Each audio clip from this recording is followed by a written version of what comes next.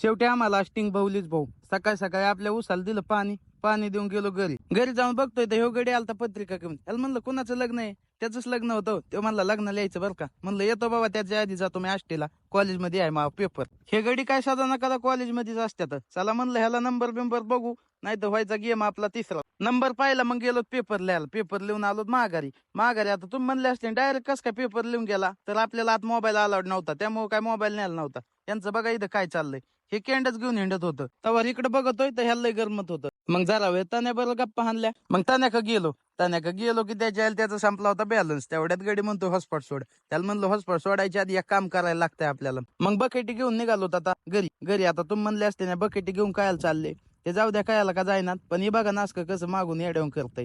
मग गडी भेटला रस्त्यातच. मग तान्या म्हणला चल जरा पुढं जाऊन बघतोय ते हर्षाचं यांचं काय चाललंय काय. हे हर्षाला काय 24 तास काय काम नसते, त्यामुळे बेने हिंडत होतं. हे काय म्हणतंय आता, ह्याचं काय होतं काय न. ह्या तान्याला म्हणलं मी जातो आता, तू कर येडे चाळे, मी जातो घरी, नाही तर मला घेतात घरचे चोप. तुला काय नाही कोण म्हणत.